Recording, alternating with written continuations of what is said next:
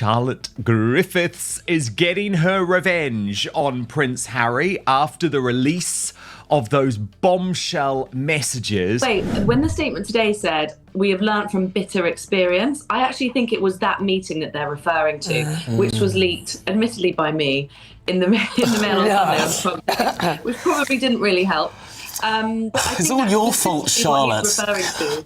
I know. Such a troublemaker. You've absolutely lost. It's there. The judges read it. The lawyers have read it. You can't get away with it. It's absolutely ridiculous. Prince Harry always denied knowing Charlotte Griffiths, but now their private chats just hit the courtroom, and they tell a completely different story. The worst part is that these messages didn't just expose a secret relationship. They might have just blown up Harry's entire court case and handed Charlotte the revenge she's been waiting for. For those who don't know, Prince Harry is fighting a legal battle right now. A big, messy case against the press, all about privacy, lies, and how far the media went to get stories on him. Absolutely. So Prince Harry's court case, some of the key tenets of it is against in part the Daily Mail, was that they used unlawful tactics and phone hacking to get information on him, that he never socialised with journalists, that he did not have a leaky friend group, and that he remembers everything clear as day from that particular period of his life, and that basically they must have essentially hacked his phone in order to get information and make his life a living hell. But here's the part no one saw coming. As if that case wasn't already hanging by a thread, Charlotte Griffiths just stepped in, and now this whole thing is starting to look like a setup that Harry might not survive. Because this isn't just old speculations coming back, it's personal. And according to people close to the situation, this looks a lot like revenge. Now pause for a second and think about this.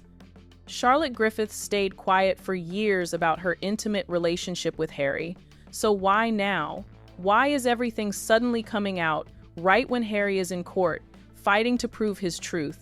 Charlotte Griffiths is getting her revenge on Prince Harry after the release of those bombshell messages. That's where things start getting uncomfortable. Because those leaked messages, they don't just tell a story, they contradict what Harry told under oath. Harry told the court that he barely knew Charlotte, that they met once, and that was it. But the messages, they paint a completely different picture. We're talking about long conversations, flirty exchanges, and intimate jokes like they had a real connection. By the fact that it was revealed that, well, he clearly doesn't remember everything because he clearly was socialising with a journalist. He was actually quite flirtatious with her. He initiated the conversations as well. And so it's kind of a bit of a mic drop moment for the Mail newspapers, really. It was in their closing arguments that actually perhaps Prince Harry has been caught telling a few porky pies, maybe misleading the court, certainly not got the best recollection of events. Harry's team isn't even denying the messages anymore. They've admitted they're real, but instead they're pushing a different angle, that Harry didn't know she was a journalist. And let's be honest for a second, does that even make sense? Because in some of those messages, he's literally asking her about work, talking like someone who knows exactly who he's dealing with. There have been briefings and leakings and planting of stories against me and my wife. You know, the family motto is never complain, never explain, but it's just a motto. And it doesn't really hold. There's a lot of complaining and a lot of explaining. Endless. Private being done through leaks. Say out of everyone, because he's quite clearly lied. As I said, not little lies. These are big. It's not like, oh, he might have met her a couple of times. He had a full-blown relationship with her. Dress it up as you will, call it what you will, whether they were intimate, whether they not. You can tell by those messages that went on for a few months that they knew each other. So now people are asking the obvious question. If he knew her very well, then why say he didn't? And if he didn't, then why do these wild messages say otherwise? Either way, it's not looking good. And this is exactly where the narrative flips completely, because this isn't just about a messy past anymore, but about credibility. If Harry lied about this, what else did he bend in that courtroom? In a courtroom, that kind of contradiction doesn't just sit there quietly, it spreads. Because once a judge starts seeing gaps in your story, everything else you've said gets looked at again, and with more doubt. Even the parts that might be true stop feeling solid. That's how serious this is.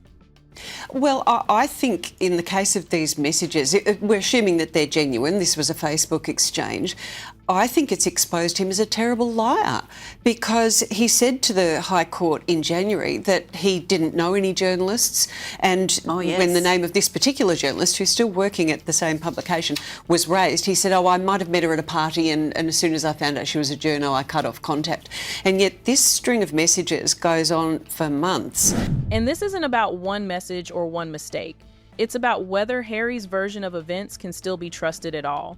And remember, this case already depends heavily on his word. There isn't any clear proof for every claim he's making against the press. A lot of it comes down to what he says happened, how he remembers it, and whether the court believes him. So if one part starts to fall apart, it doesn't stay isolated. It creates a ripple effect. Suddenly the court has to ask, was this just a bad memory, or was it something more deliberate? And once that question enters the room, it changes everything. Because now Harry isn't just fighting the press anymore, he's fighting doubt. And doubt, especially in a case like this, can be more damaging than any headline ever was. Yes, that's right. He's a fool.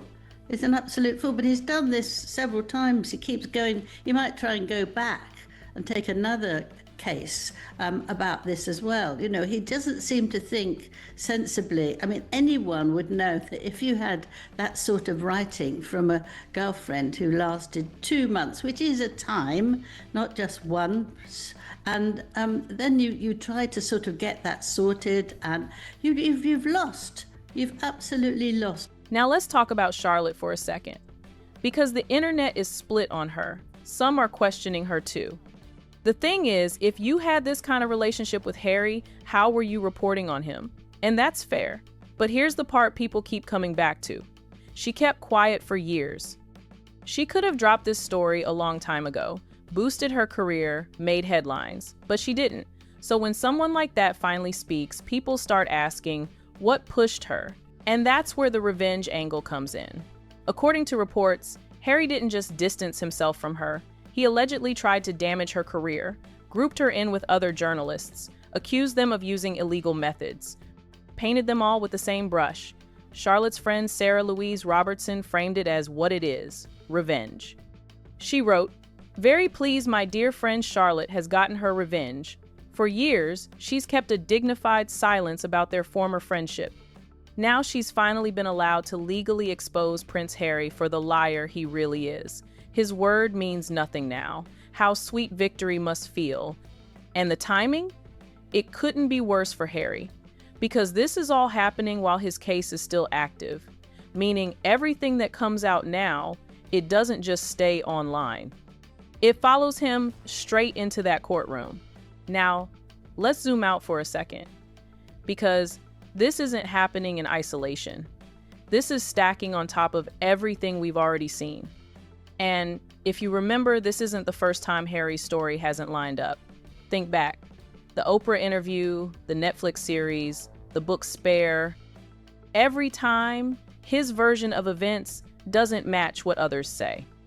He told lots of lies. In my biography, he told me loads of things about how the people looked after him. William, his father, he had two sort of nanny friend types, one male, one female. He had protection officers. He had all sorts of people looking after him and boosted him and really cared for him. He wasn't allowed to do anything dangerous either because he had about 8 of them around him all the time. Well, so he's actually talking about nonsense. Interesting. So you're going down the lost and lonely young man who's coping with trauma in the past. What do you make of it, Christo? I mean, lost and lonely young man, isn't he?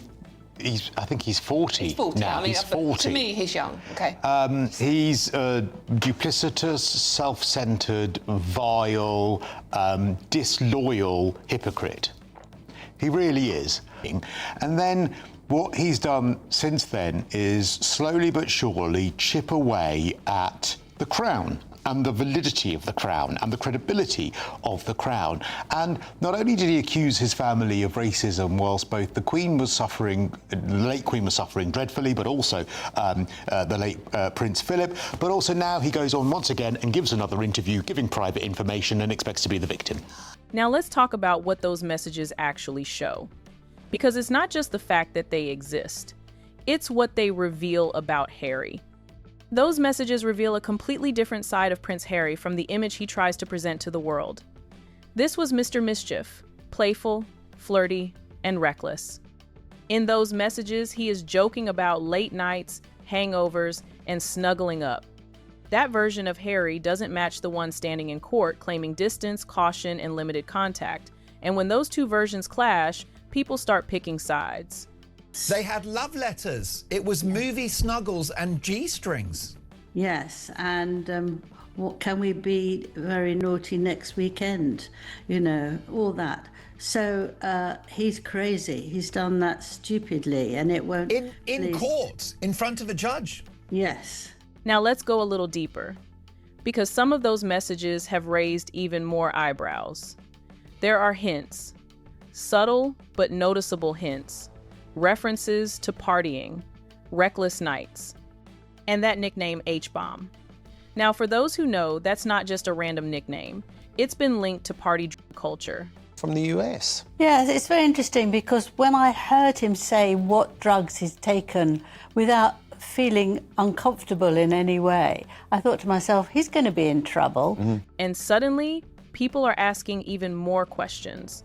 Was Harry living a very different life behind the scenes? And if so, how much of that did the public never see? Now think about this carefully.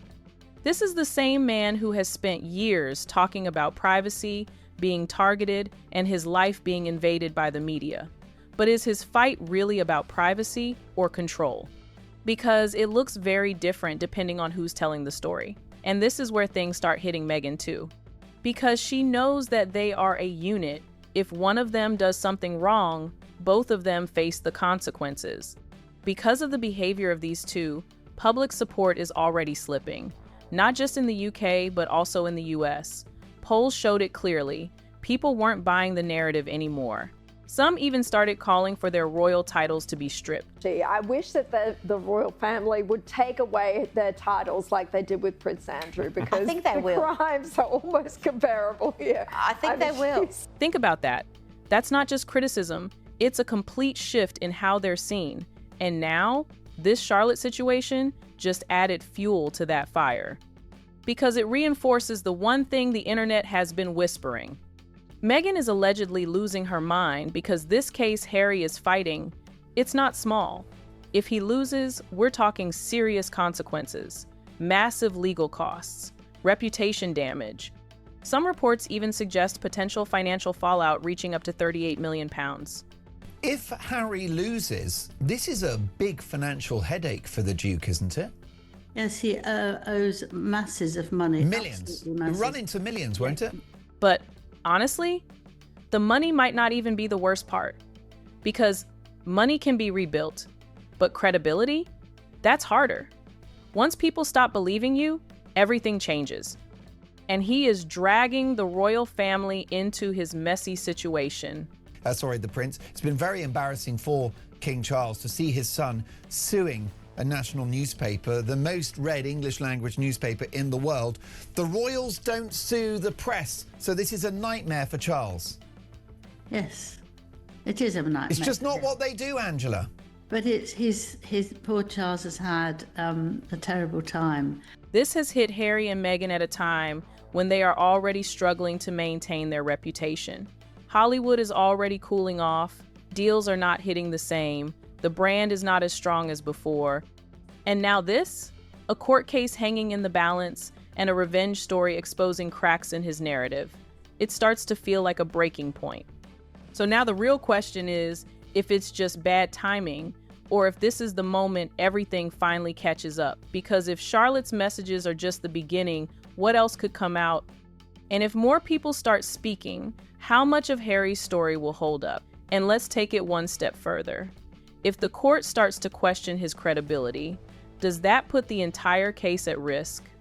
And most importantly, can Harry and Meghan recover from this kind of damage? Drop your thoughts in the comments. And if you're watching this unfold with me, make sure you like and subscribe to the channel. I will see you in the next video.